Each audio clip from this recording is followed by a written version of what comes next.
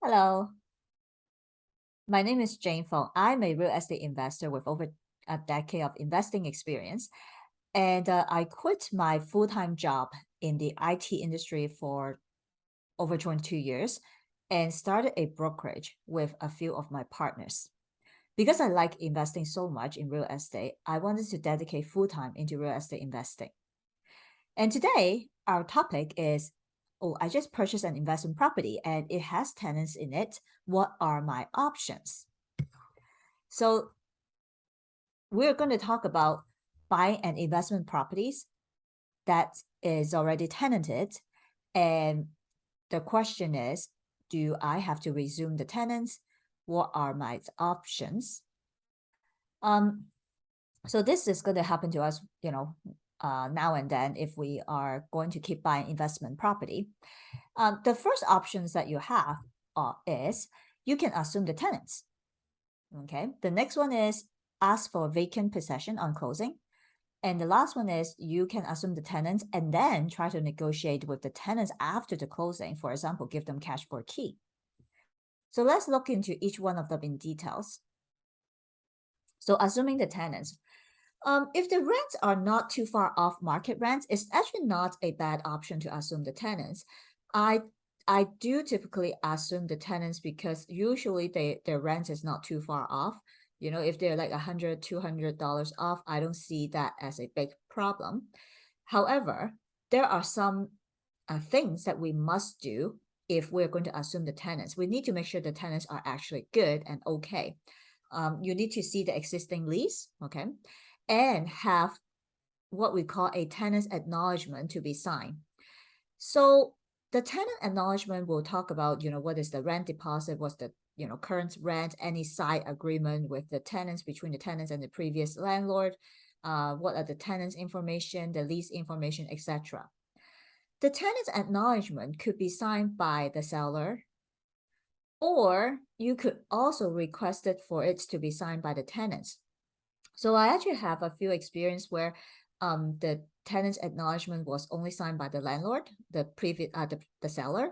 And I also have scenario where the tenants themselves also sign the acknowledgement. I found that when we have the tenants to sign the acknowledgement, those are better tenants because they are more cooperative. And there was a case, like one of my client, she purchased a property where the seller acknowledgement was signed by the seller only. And it turns out that some of the acknowledgement was not exactly what happened. For example, one of the tenants actually didn't pay rent for a couple of months, but the seller just signed the acknowledgement themselves. If we did request the tenants to sign it, okay, then that would have been exposed because the tenant probably wouldn't sign it. And after you take over the house, do we need to get a new lease? So legally, the tenant's acknowledgement already represented the lease, the continuation of the lease or the transition to the new landlord.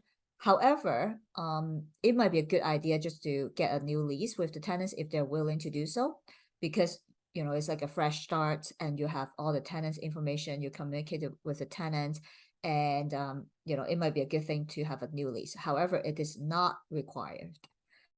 And lastly, before the closing, it might be a good idea to ask the seller to provide instructions to the tenants on the new landlord contacts, and also ask them how to tell them how to pay the new landlord.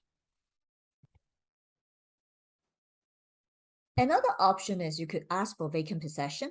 Okay, so for example, you could have the seller vacant the property for you before closing, and it is up to the seller on how they do it. Okay, how the seller decide to do it is whatever way they like to do it.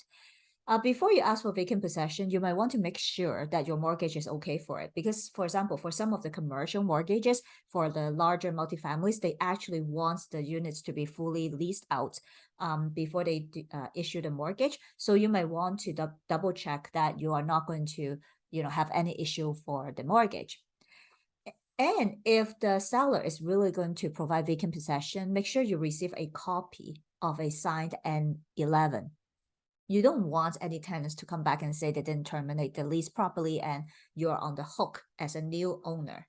I have a client that when they purchased the house, they thought it was vacant possession because it has no one living in it, and the house has some stuff inside the unit. They threw them away as they are cleaning up the house. A few weeks later, a tenant, an ex-tenant, showed up and said that they never signed an N11 and they never terminated the lease. And my clients threw away their stuff and they're asking for compensation. So that kind of things could happen. Although, of course, right, the tenant, if they didn't terminate the lease, then that means they actually owe my client 1 month rent.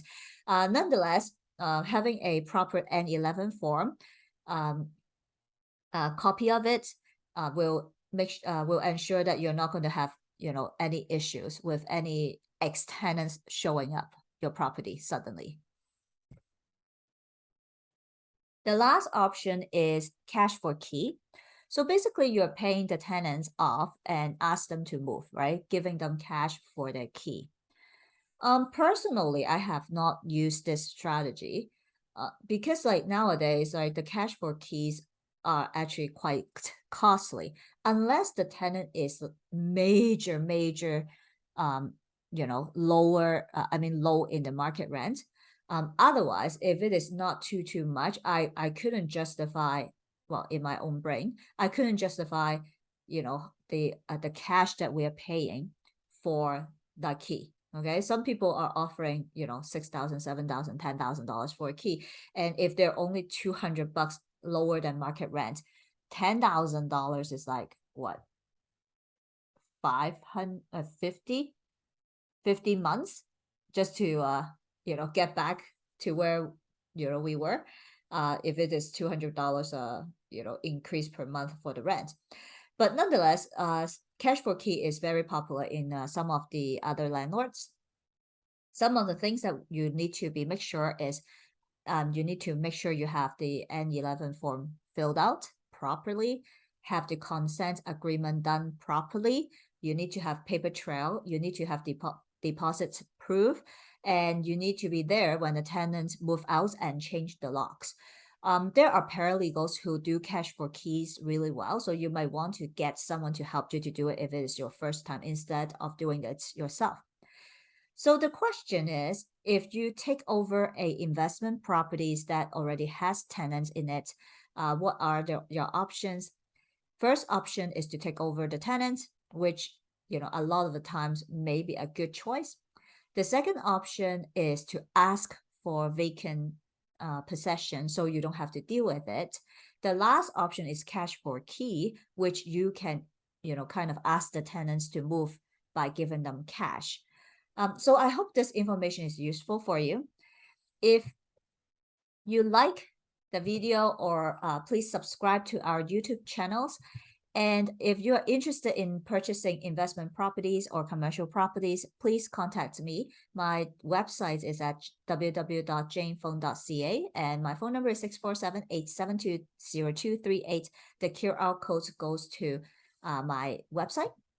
Lastly, we have a treasure map, which our team will review and select good investment properties and put it in what we call a treasure map. If you want to have a copy of this treasure map, please sign up here and we will send you a copy every month. Thank you very much. I hope you enjoyed the video.